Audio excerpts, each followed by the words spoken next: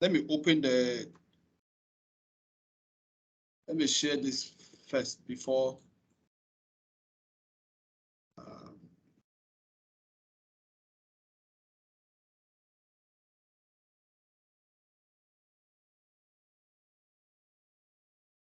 Can you see the data mine file? Yeah, I can see it, Click. Yeah, I can see it. So this is a disobeyed file. Okay. I have disobeyed the drill holes, and I have done cell WF, the interval selection. I mean, the all selection inside the All wireframe. selection. I've done. Okay, so you've picked everything within the wireframe already. Yes, and I have domained them. Okay, so this is a domain file. How many domains are Yes. you dealing with? There are 3 domains, but the outside one is WIS, so that one is domain 0. And we have domain 1, domain 2, domain 3. So it means that if you do it this way, there's no need to use the wireframe, or you still need the wireframe, but then still domain. What do you call it? Use the wire domain in the project. I have used the wireframe. Okay, to do all those. Okay, all right, that's fine. Yes. So I have to do all this before I now send it to supervisor. Okay, so you've already created the 3D version of, which is a disurveyed hole in data mine, and you're taking it back. Yes. Okay. Yes. So that one is just by the way. So then I need to import them into the supervisor project. Okay. So I just go to data and then add to project. They are drill holes, so that's, we're referring them as point file. If it is a model that you have completed, you want to validate it, then model data. So once the so when it is just a normal drill hole, you import it as point data. Yes, point data. If it is a block model you want to validate, that's why you use the block model one. Data.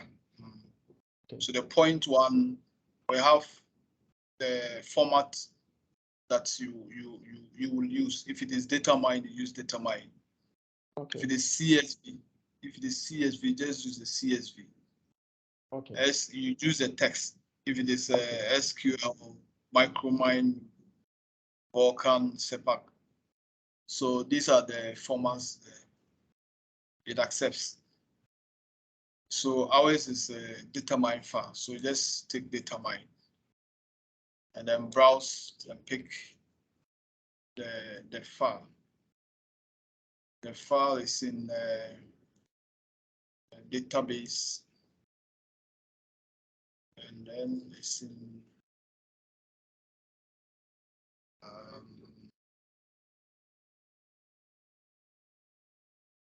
browsing for the folder where I kept it.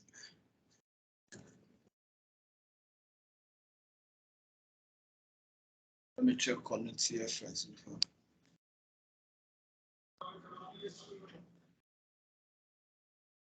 Okay, so I put it in.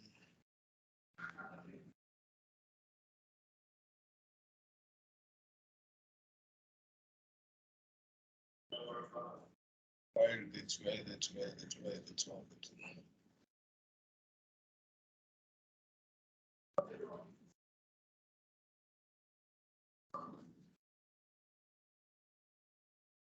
I'm looking for the file.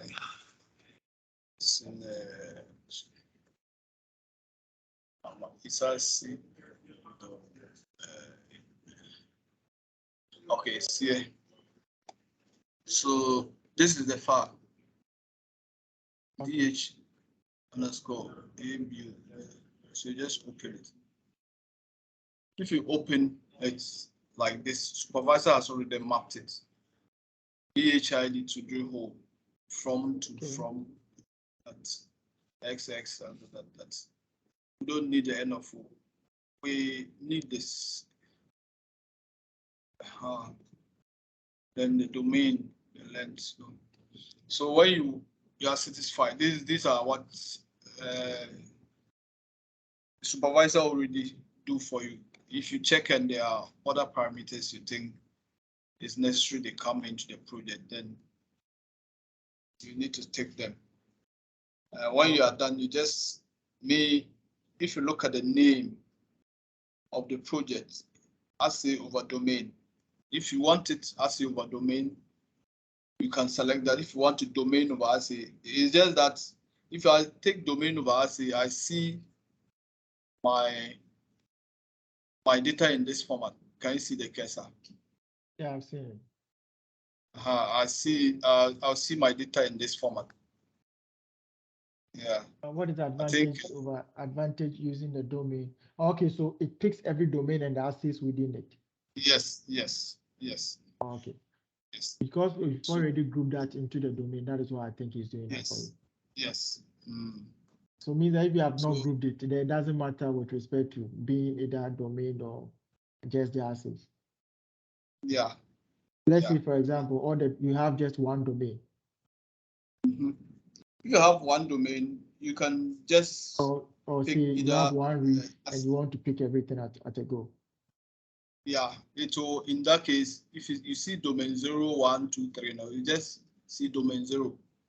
And then when you drop down, you see your parameters inside. Okay. If you choose ASCII over domain, you see this AU. Okay. This AU be there, and then you will see this domain 0 there. Okay. If there's time, we can import. So far, which one is best to use with what you've used so far? The domain over ASCII. Okay. The domain over ASCII, because that is what you are using. Domain over ASCII is the best one to use. Okay, so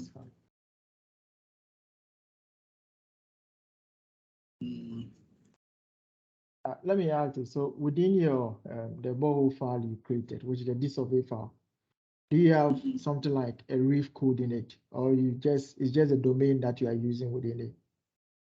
Okay, you don't have anything like a reef code. You know, the domain, for example, domain 1 comprises, you have finished your solids, and so you might have named them domain 1. Select that. Okay, all right, that's fine. So if you are getting the intersections of domain 1 in the drill hole is referred to as domain 1. Okay. Intersection from domain 2 in the drill hole is referred to as domain 2. Okay, that's fine. I think you didn't see the import. Let me delete this and re-import it for you to see. These are the domains. No, I saw the other side. Yeah, this one. So the reloading, I wanted to explain this. I think I just clicked and it came. The live, if you select live, the next time you want to update the drill holes, you can just reload the data, point to that the file, the CSV file you want to update. Okay. If you select the touch, you will not have you will not be able to. Not that you don't have you won't be able to point to the. If you need some update, if there is a drill hole update you want to update, just want to point to a particular file and update it, you won't have that privilege. So usually it is good to remain as live. Okay. Then you just reload it. So when you do that, you are seeing your domains here. You see your histogram, then you see your probability plot. Just you having the access automatically does the probability plot for you, the histogram plot for you. Yes. Wow. See, that is easy. Yeah, it's easier. Because in the time you have to go and look at your own plot, do your own kick your PP plot. You have to do it on your own. The QQ plot here, you have to do that. You have to do that. You have to do most of the stuff. These are the only things it does for you. It does for you. Okay. And then domain 1, 2, you have your histogram, probability plot, mean and variance. And domain 2. So if you look at domain 2, let's use domain 2. Domain 2 has enough samples. So we just use domain 2 for our stuff. So if you look at it, can you see where my cursor is? Yeah. So these are the total number of samples in the 51631, the total number of samples in the whole data set. Okay. And the 16,759 is the total number of samples in domain 2. Okay. So I don't know what these totals are, but these are just what is explained. Total number of samples. Let's look at it. Can you click on domain 1? Domain 1. Yeah. Yeah, histogram. Yeah.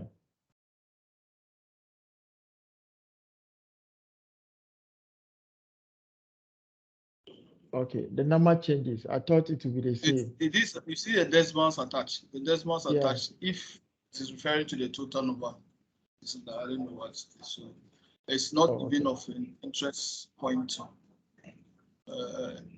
What we are doing. So we have your mean, standard deviation, variance, and the CV, the skewness, kurtosis, that. Okay. So here, this is the maximum number of samples.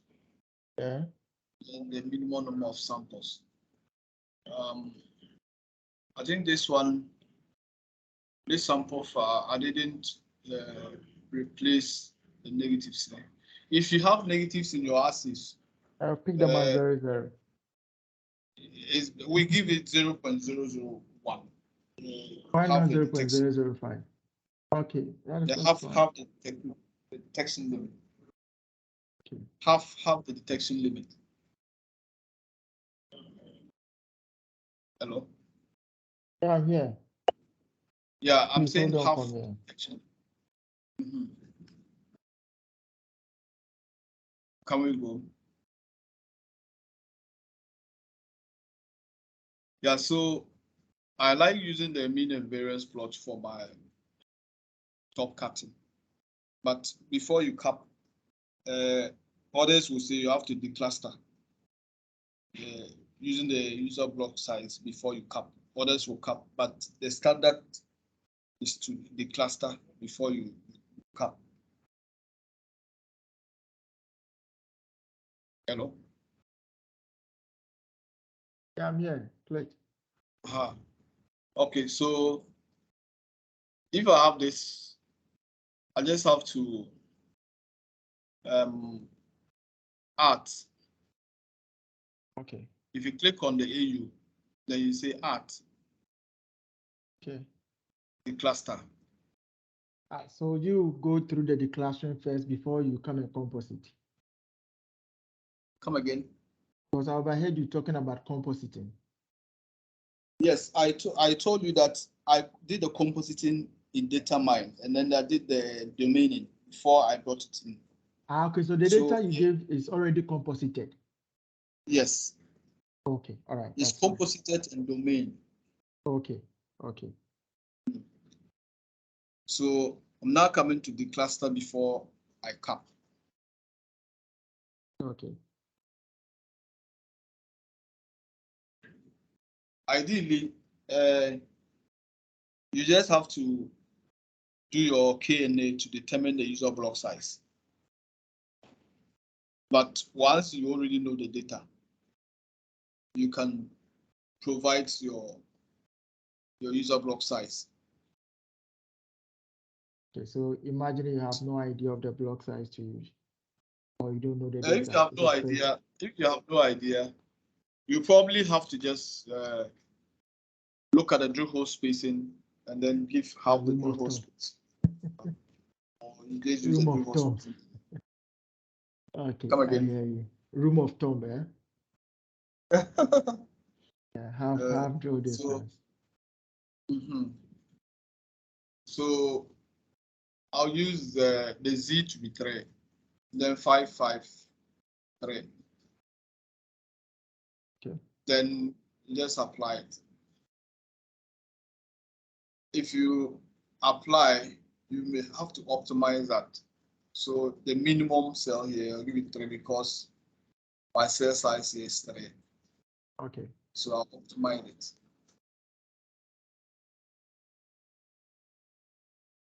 All right. So you see that the naive mean and the declustering mean have changed this stuff. So Yeah, just change. when you finish, then you just have to copy it. So in supervisor, if you click on the AU declustering weight, the AU declustering weight, Okay. then you go to the maximum. Yeah. Then you say at. You see the at. Yeah. It means you are capping. But if you see, if you just put the figure like that, if you say at 5, you are capping at 5. Okay. But if you just say 5 like this, you are cutting. Okay. And before that, you may have to look at your histogram. Yeah. So if you look at this, capping at around 6 point something. So from the histogram. So from the histogram, when we are capping, we don't cap the data more than 1%, and then we also have to be mindful of the mean. We don't reduce the mean too much. So I use the mean and variance plot, or use a probability plot, whichever you think you are comfortable.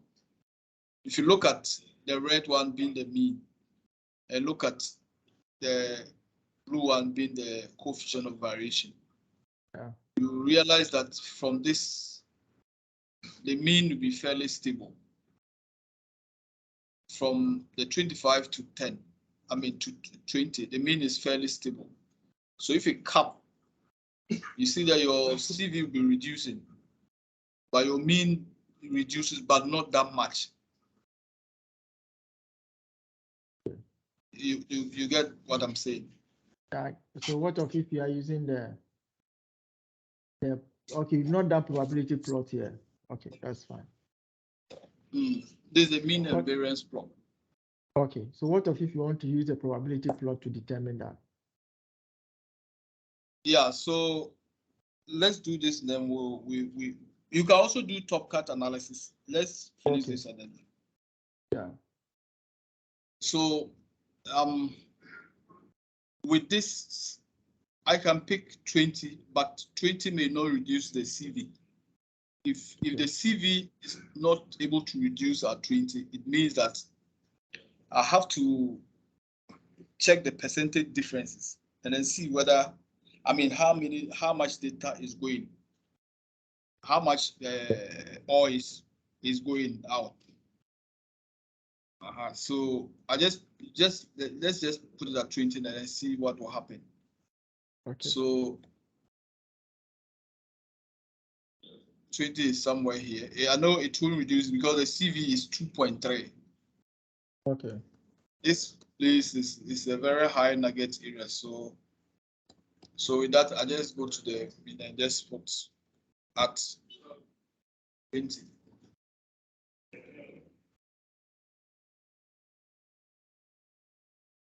So the CV has moved from 2.3 to 2.1. 2.1. But if you look at the percentage, can you see the calculator on the screen? Yeah, I've seen it. So 92 divided by 16,759. equal to this times 100. We've capped 0.5% of the samples, which is not up to 1. So Okay. we can go back and then revise our figure. So let's see.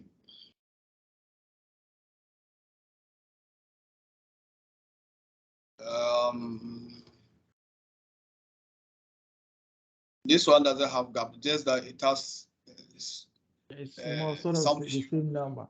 Can you cap it at 10? Or, okay. I think when I was doing it, I don't know whether I left it at 16 or 10.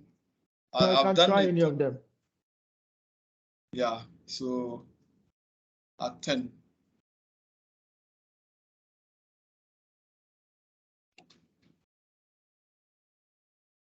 I have 1.7, but how many samples are we losing? Wow. 238 divided by 16, 7, 5, 9 times 100. Oh no. 2, 3, 8 divided by 16, 7, 5, 9. 16,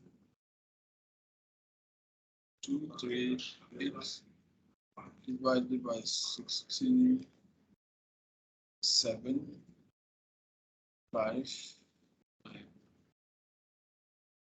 times. That's 1.4.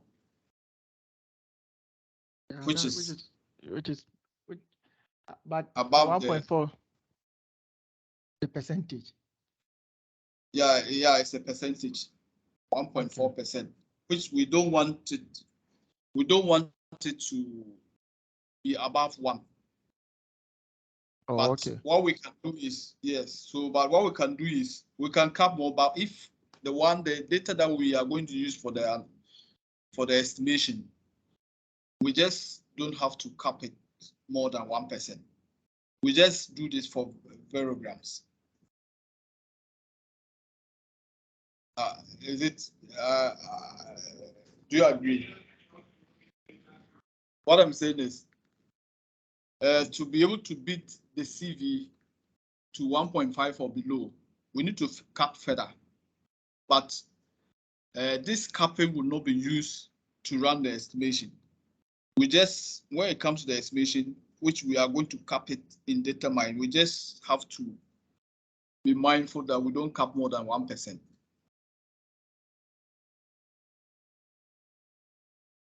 Hello? I'm on mute. I'm here. So I was saying that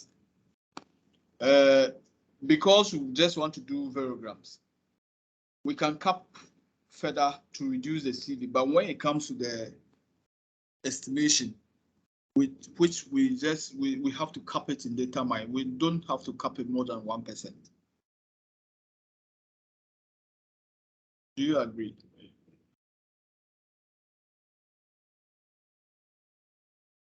Hello? With respect to capping, yeah, I'm here. Hello, can you hear me? I wasn't hearing you. Sorry, I normally alternate with the mute so I don't disturb you. What I'm saying is that with capping, mostly when it comes in terms of the Variogram capping, you're a bit consecutive, and we want to see where the continuity comes in. So I agree with what you're trying to say. Okay. So when we go to data mine, we just have to. Okay, so if you look at the data, let's place at 10 and then see what will happen. Hey, sorry, place at 8. It's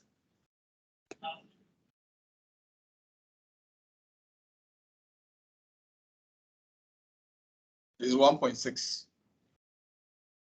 I mean, we can manage with this, or you cap it further once you just want to. You just want to use it for photography. Yeah, but I think that is the I think this is okay. The 8 looks fine. So the 1.6, the 1.6 is manageable. It's manageable, yes. Usually with the ordinary Kriging, you say 1.5 or below. Oh yes, and but at least I mean we are using this one as a. So. Yeah. Okay. So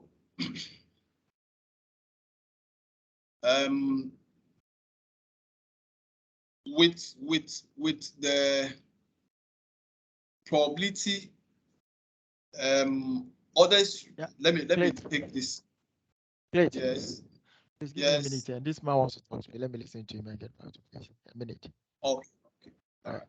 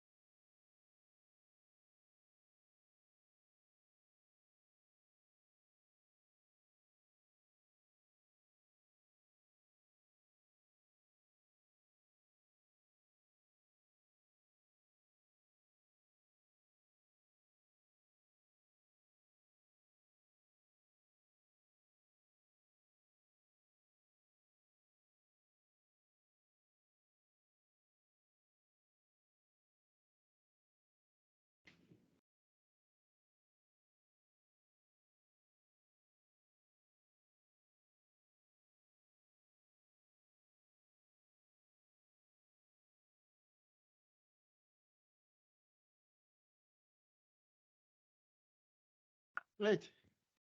Yes, sir. Hello. Yeah, please. Sorry. Yes, sir. I'm here. Yeah. Okay. So with the probability plot, some people use the 95% confidence interval. Okay. Some use the 99. So assuming you decide, they look at where the break, where the break is observed. You see, when you go 98, the graph doesn't cover 98. Sorry, 99.8, 99.9. Yeah, it See doesn't that go there. from here, it flattens up like a straight line. The top. Yeah. So then, when you hover the cursor, let's assuming you are looking at 99%. Okay. If you look at 99% and you trace it to where the graph is. Yeah. Can you see the cursor? Yeah, I've seen the cursor. So if you trace it to where the gap is and you look at left, you see down, you see bottom left now, you see X is plus 34. And Y is 99.1. So it means that your assay value is 13. Okay. Your goal value is 13, so you cap at 13. Okay. That is an example, but the mean and variance plot is very clear. So with the probability plot, it's difficult to see how your mean behaves. To me, it's difficult to see how your mean behaves. But with the mean and variance plot, you can see clearly that, okay, if I'm capping somewhere here at 10, my mean is dropping. My coefficient of variation is also dropping. But if I look at here, the graph is flattening up. So I can see that, okay, if I should cap somewhere here, my mean is stable, but I see my CV dropping. So because of that, we are mostly using the mean and variance plot than the probability plot. So if I may ask a question there, you see, we capped that, I think we used 10, right? Is it 8 or 10? 10 to do the capping there. So we capped at 10.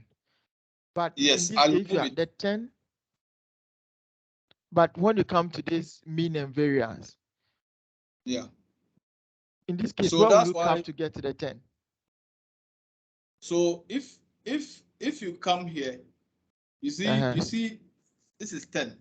So if you say you are capping 10, so that from 10 here, corresponding to the y, it means that you are going to be 0.9 something. Oh, okay. So 0.9. So if you come to 10, which is your RC, from here, tracing to the left, I mean the right, is going to be 1 point something. 1 point something. Okay. From here, from the intersection here, moving to the right, which is your coefficient of variation. But if you trace it top to the mean, moving to the left, 0.9 something that you're going to get. Oh, okay. So if I should go back there and place at 10. 10.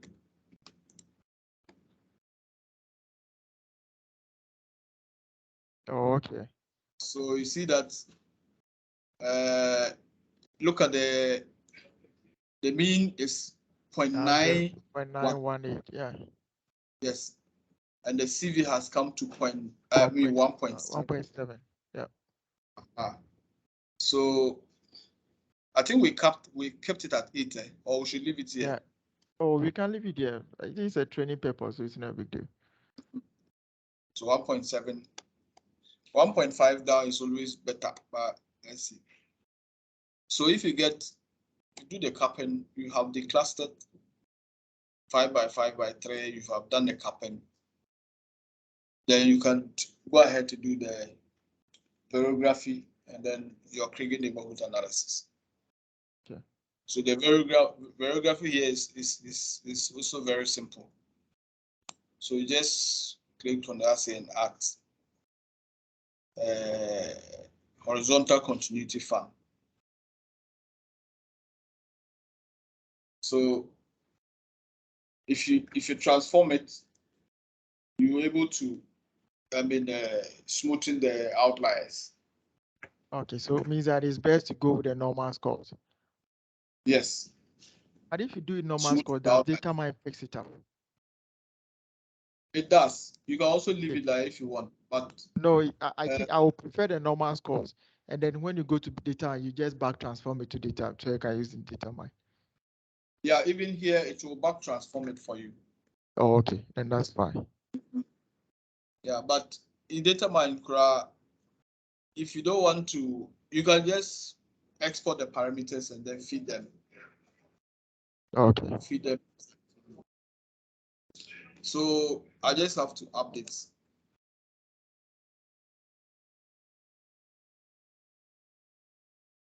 So you can use the scale bar to zoom in and out. Scale bar. Okay. Is it the one below there, the one in yellow? Okay. The scale bar there. Okay. This. Okay. So this tells you that this section has the data. That's the horizontal continuity. It has data there. Okay, so the system determines that for you, right from the word go. Yes. Okay. So that's the strike where the data is continuity. The data continuity is. Then you have the variance, the red being the variance of 1 and above. The red ones. Variance of 1 and then the green one is 0.7 to 1, as the scale the legend says. So when you do that, it's just same steps. Then you go back to the normal score horizontal. And then you right click, then add across strike. So here sometimes you may have to zoom in to see the center. For example, here, if you look at, you see the red one. Have you seen the red that is going this direction? I've seen it. So if you put your continuity fan there, at the end of the day, you may see that the points are above the seal, which you can't get to fit properly. Even though the general trend is like this. The general trend for supervisor, whether clockwise or anti-clockwise, it works. Whether you move it to clockwise or anti-clockwise, it works. So in this case, you are using the red side of the fan to determine the continuity. You said the red. Yeah, are you using the one above 1 to determine the continuity? So I was saying that if you this is the red is above 1. Yeah. So if you put your continuity along that side, you know, at the end of the day, the variograms, you may find the points above 1, where it's going to be very difficult to model. I mean, we are all learning. You may even be more experienced than me. So if you see something, I have not used the supervisor in terms of determining the continuity. What we do basically, we do manual stuff like we have into the page, we take measurement of the dip strike, so we have a fair idea of how the whole body is dipping. And on view, you look at the data itself, the wireframes, how they are looking like. So from scratch, we've been able to deduce our directions coming before we come into the what do you call it, the data mine, the variogram modeling. So this is it. So that's the portion I'd wanted to be double clear that let's take it as you have no idea of the whole body, but at least the supervisor can help you to determine the continuity of it. That was where I had wanted to know more. So the idea for supervisor, and even not only supervisor, I think SEPAC also does same. You see that uses this. SEPAC uses these continuity things. Yeah. So you see that along this, that's the cross strike, which is the continuity. Yeah. The horizontal continuity of the whole body, because this is where the sample points are. So that's the horizontal, cross strike, the continuity on that. So you can easily move it like this. You can easily move it, select this direction. But the point I'm trying to make is that if you don't zoom in like this, and then probably see the green one. The green ones are below the seal. The green one and then the blue ones are below the seal.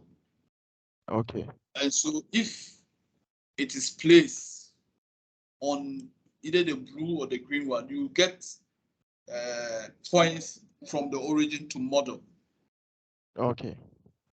You understand what I'm trying to? Yeah, I get that one. So what is the optimum way of doing this where you will not have to be guessing, but when you look at it and say, okay, always try when you get to the across, look for the blue ones, let it talk to the blue ones, you're gonna get it. That's Please, the point of. I don't get you. You see, right now, you're looking at the red, all right, the continuity being along, and I'm asking that. So in this case, you are looking at the red to do the what do you call it? Yes. You are Yes. just the red to do that.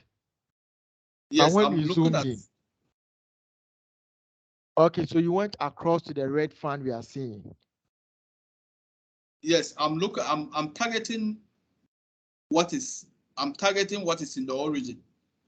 Okay, all right. The nugget where if you get, we all know that variograms, if you get 2 or 3 points from the origin, then you're able to fit. That will be fine. Yeah. And so the blue ones and then the green ones.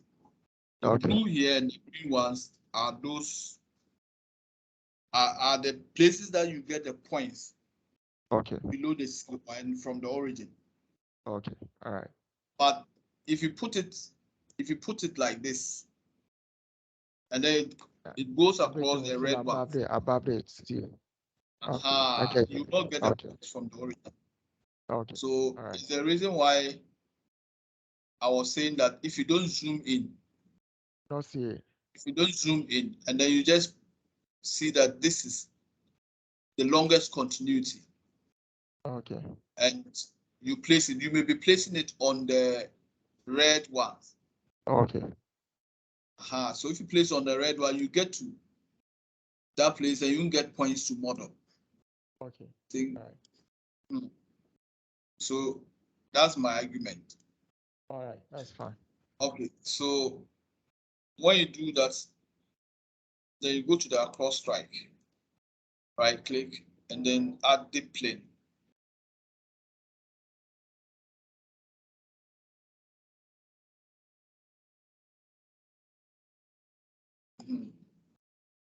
So this is a deep plane. This one there.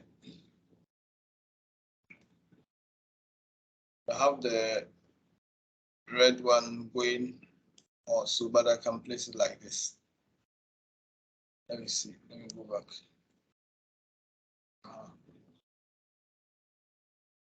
So something like this. Okay.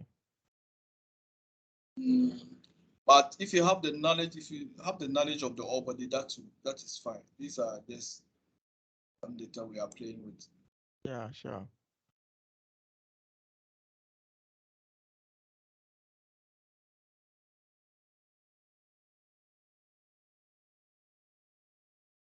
So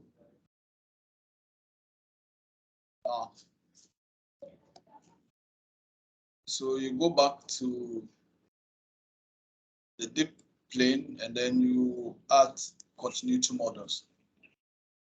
And before you fit them. Okay. From the downhole, my sample length was 1 meter, 1 meter. So for us, the best practice is just to fit it at 1 meter. I mean, you don't move the luck again. Okay. The granularity is the luck. So if it is 1 meter, if it is 1.5, just put 1.5. And that is it, an update. But here it's 1 meter. So I just put 1 meter. Then update it. So just have to move this.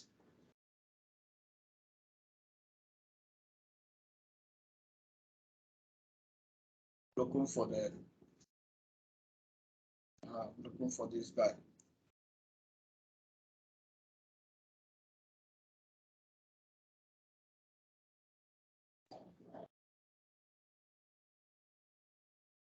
Looking for this guy.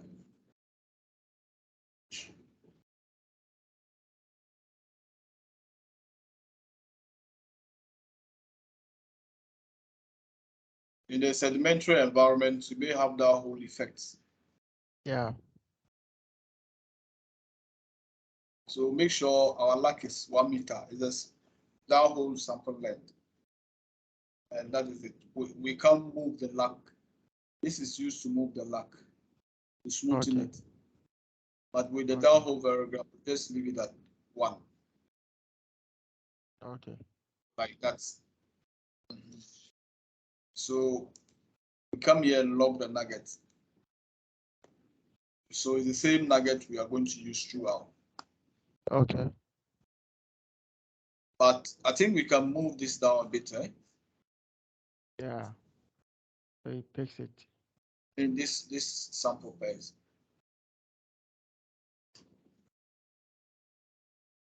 Okay, that's fine.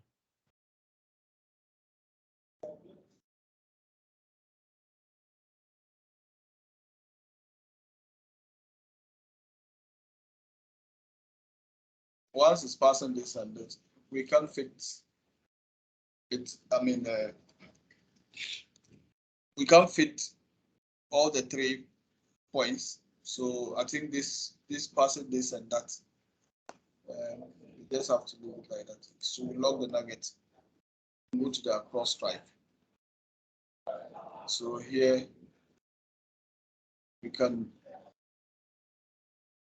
play with the luck, smoothen the.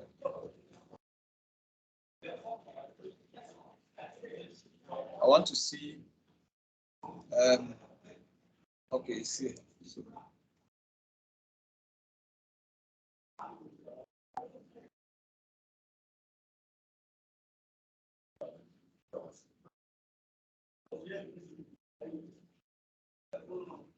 So here you can make it have the drill hole spacing. Okay. The drill hole space will have the drill hole spacing. So I'm leaving it at 5. And this angular tolerance can be, I mean, you can play with it at least to get some few points to manage your variography. Okay. But it shouldn't be too wide such that it turns into omnidirectional. Okay. So let me put 30 and then see what will happen.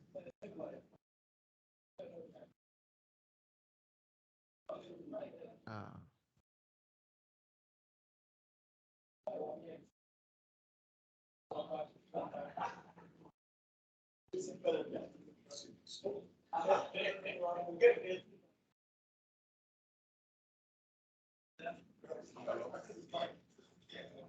Yes. Good evening. Can I call you back? Come again. Hello. No, somebody was calling. I'm telling the person I'll call him back. Ah.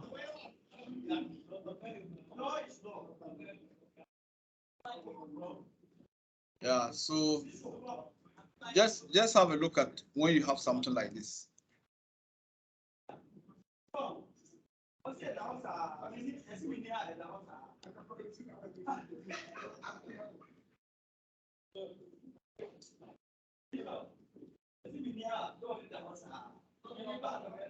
Yeah, giving us a bad paragraph. Send it back to them.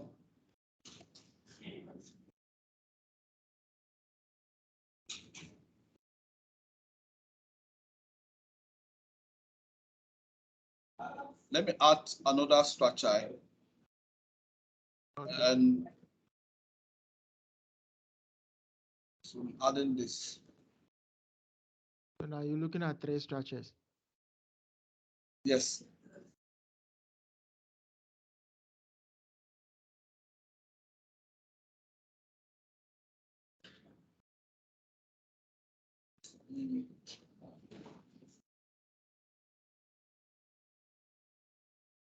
Think this is what we can get.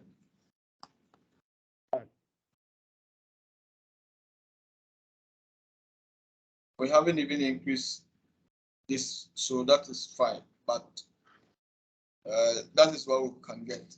The only places you can play is this, where you need more points. I think it's okay. When you need more points, then you increase this. But okay. This is the only thing we can get. So you can lock the seal if you want, but you may not. You may have to unlock it if you are unable to fit something well. I think this is okay. Not bad. Yeah, for training purpose, if you get good data, you don't have, and then the nature of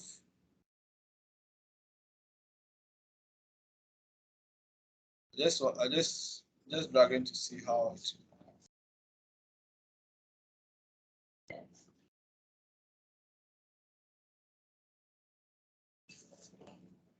You see that whole effect in now, Yeah.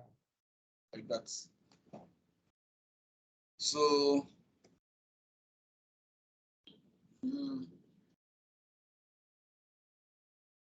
is the understanding. That's it.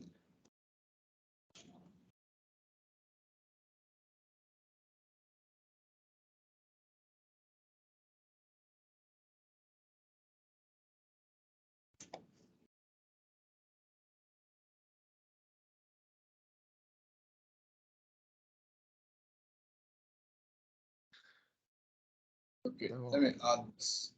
Yes.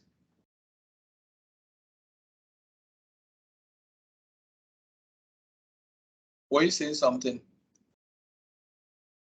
Oh no. Um,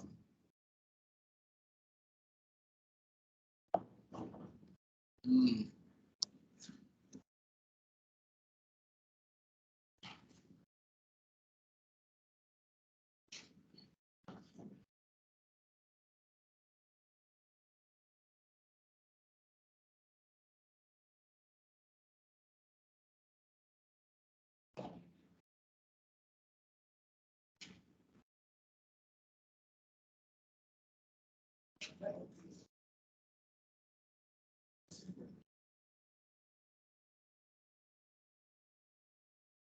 Mm.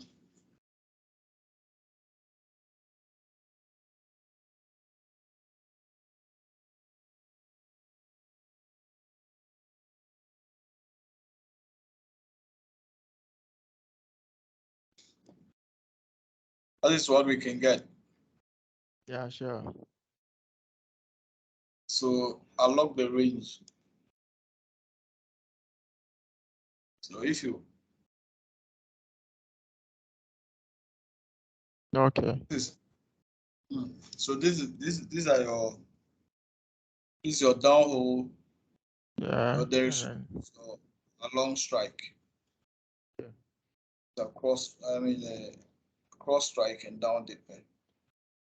So here, by default, supervisor gives you the angles in the G-slip, which you just have to come to the compatibility. If you drop down the compatibility, you have determine, GEMCOM, SEPAC, Vulkan, ISATIS, MineSite, Micromine, Leapfrog, Minescape. So you just have to, if you are doing it in determine, if you're sending the parameters in determine to use, then you have to select the determine ZXZ. So, and your back transform models are here. If you want to export your parameters, just click on the continuity models. Oh, okay. Oh, okay. Then in CSV format. You can also see them here. Can you see my cursor? Yeah, I've seen it. You see the ranges here.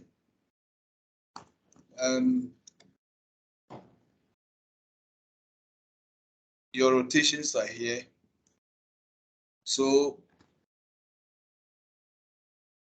whatever you need, if you export you get, if you want to look at what those you are getting in data mine, just have to click on the continuity model, and then you have them here if you want.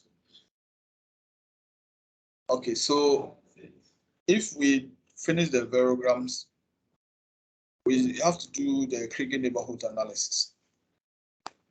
So in the Kriging neighborhood analysis, you need to have the variogram before you do it. So you can just click on the continuity models, then add. So KNA. The first thing in the KNA is to determine your user block size. So by default, supervisor gives you some user block size to edit. So I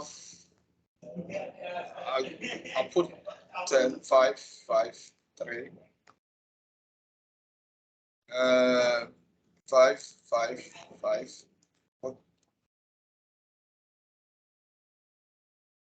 10, 10, 5. You using the drill hole spacing, just manipulating within the drill hole spacing. Hello?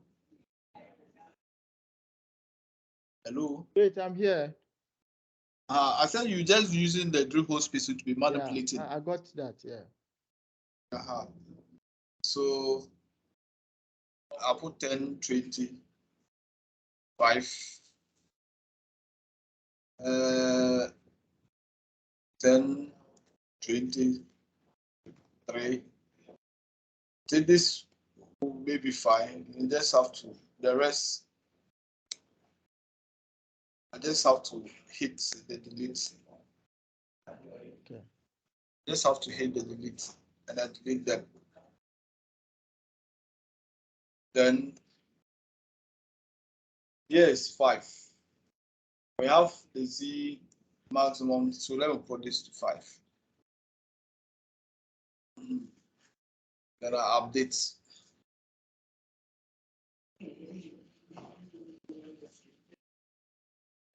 Wait for it to run.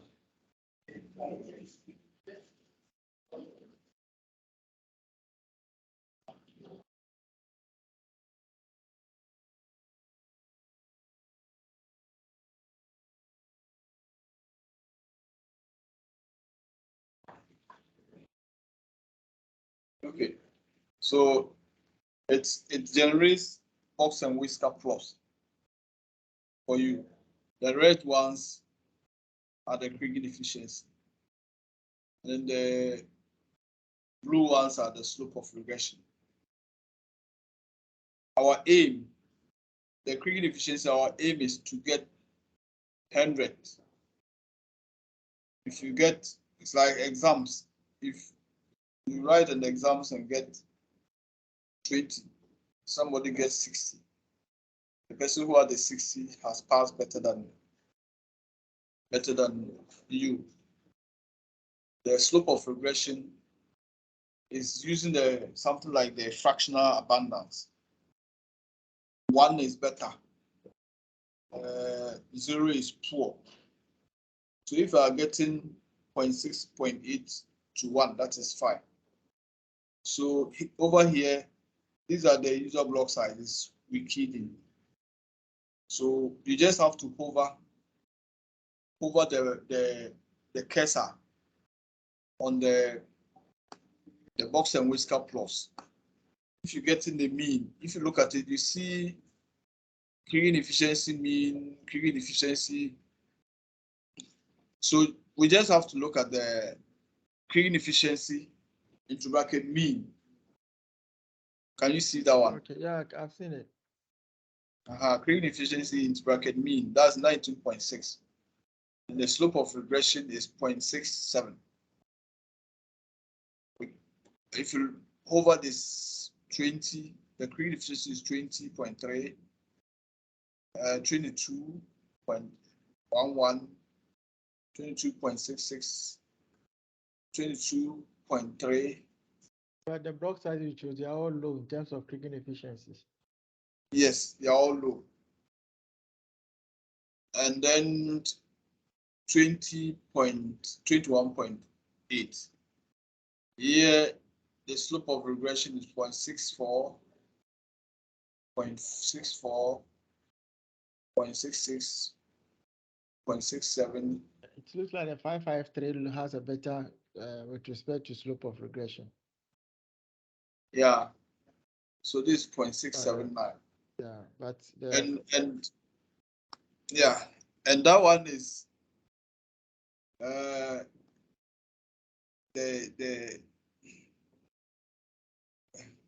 that one, the 553 is half the drill hole spaces. And usually, even though you do the Kriging efficiency, and then it may tell you that other ones may be better than other blocks may be better than your drill hole spacing or half of the drill hole spacing, but because you want to, respect your drill hole spacing and be able to defend, so you go in for that. So if we are satisfied that 553 is fine, so we just have to double click it. So when you double click, it moves you to the number of samples that you will use. So here, minimum number of samples, 2, maximum number of samples, 100, and then step for 5. That is by default, supervisor will give you. In companies, some will not use a minimum number of sample less than 5. It depends on the company. Yeah. But you may have to decide what you want to. If you want to use minimum number of sample of 2, you put the 2 there. If you want minimum to be 5, you put the 5 there. Whichever you want to.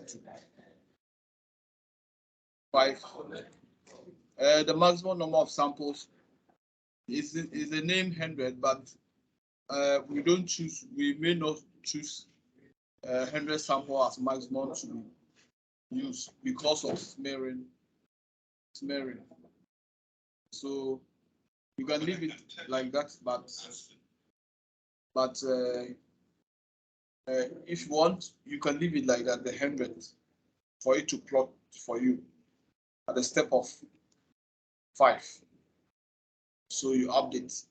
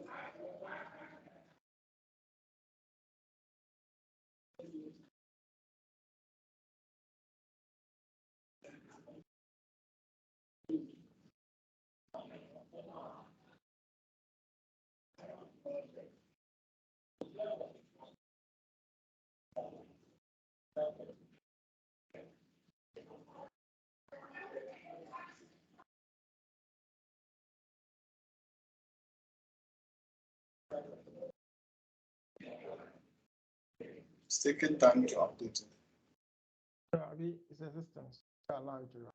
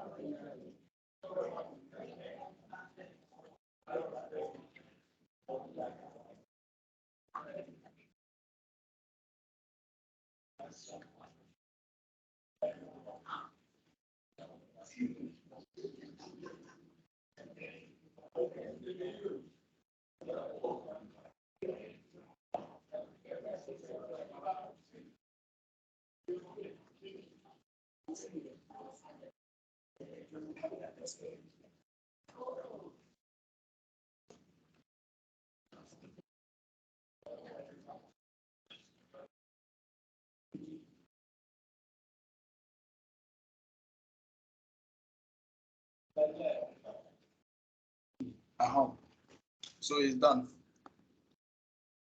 So this is the number of samples. The minimum and maximum number of samples you are supposed to determine for your estimate. If you look at this is the negative weight. Can you see the negative weight? Yeah. Some rules, we don't add more than 5% negative weight in your estimate. I recently asked one consultant, he tells me 20 will be fine. But AGA, we don't add more than 5% negative weight. So if you hover your cursor, can you see the cursor? Can you see the cursor? Yeah, I see it. The mean count.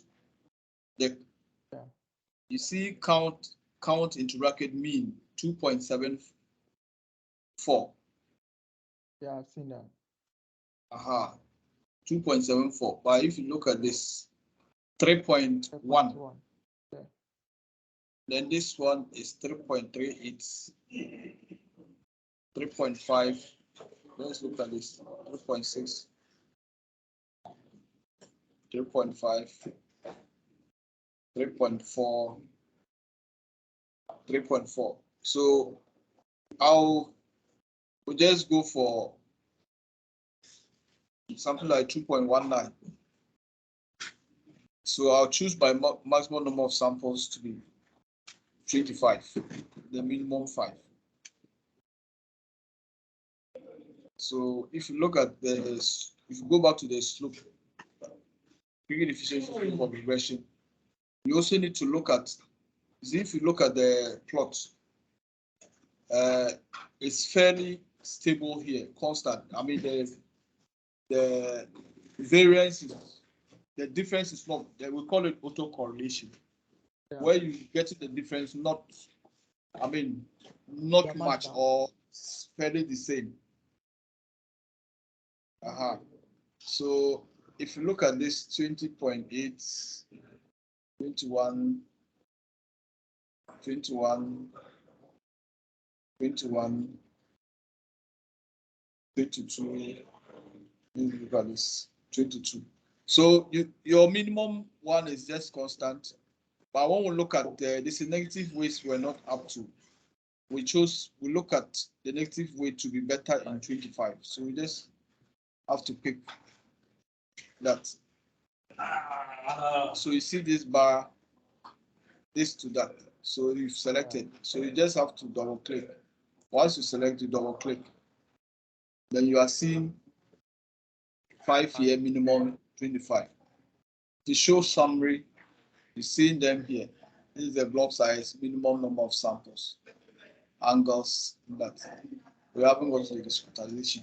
So if you do that, it automatically sends you to your search range. The one at the center, that's your angles from your variograms. Okay. So this one is 60%. I mean 90% of this. This one is 66% of that. This one is 150% of that. This one is 200%. So you just after you don't change them.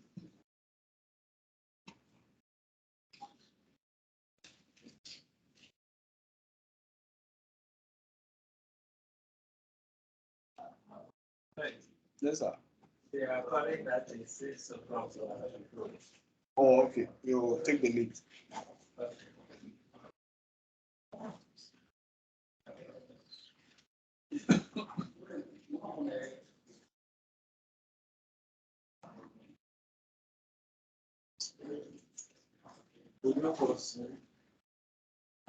I'll go with the 6:30 bus.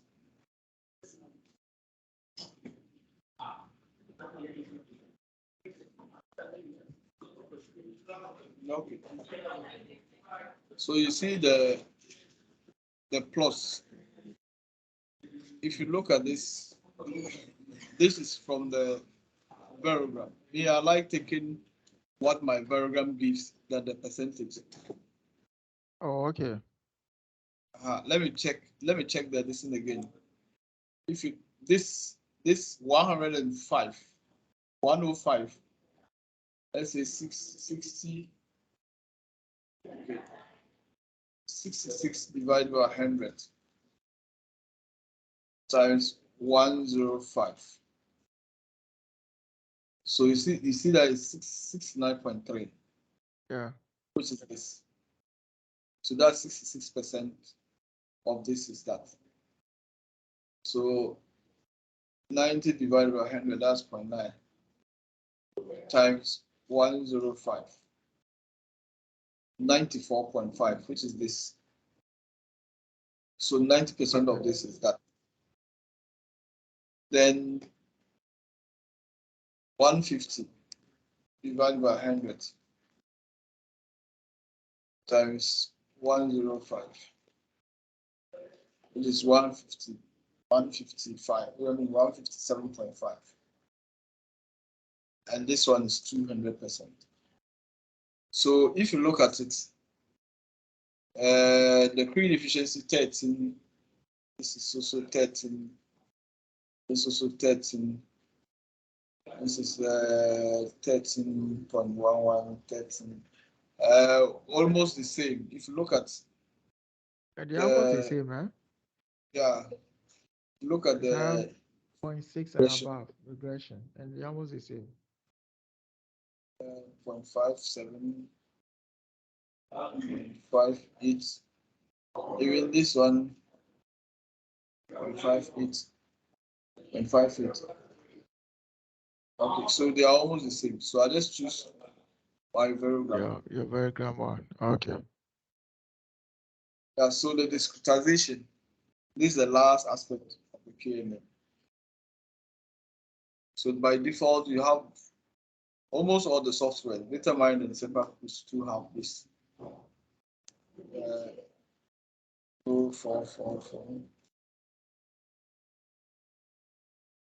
5. The more the points, the better. But it's computers spend much time to run. Yeah, to run them. So if I update it,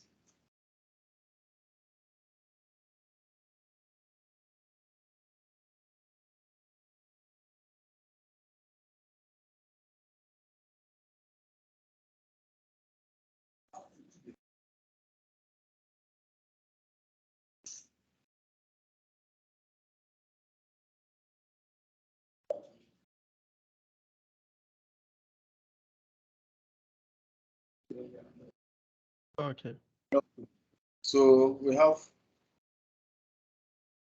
this is 13.09, 097, 13.1, 13.16. So almost the same. So slope of 8.5, 57, 57.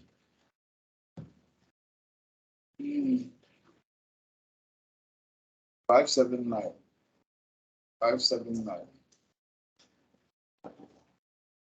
58. This one is 58. So you've chosen 333. So this is the last aspect of KD. So once you click on it, you selected it. So you wouldn't move to next stage again. Okay. So that's it. That's it about the. Wow.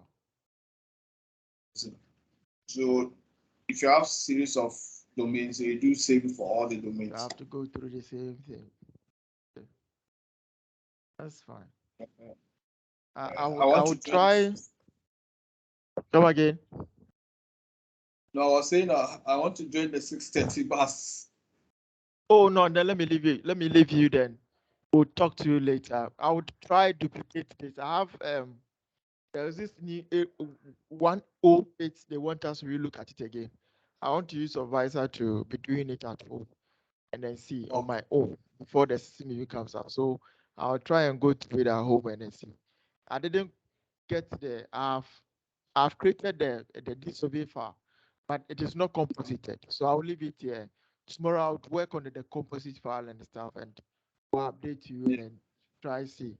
But it doesn't have the domains too. So I'm here to create the wireframes in LeapFrog and then code it into the file so I can have that intact. Yeah. So I'll get back to you once I look at it and then if anything at all, would think of you on some of them. All right. Dale, thanks, man. Thank you. All right. No, thanks to you, man.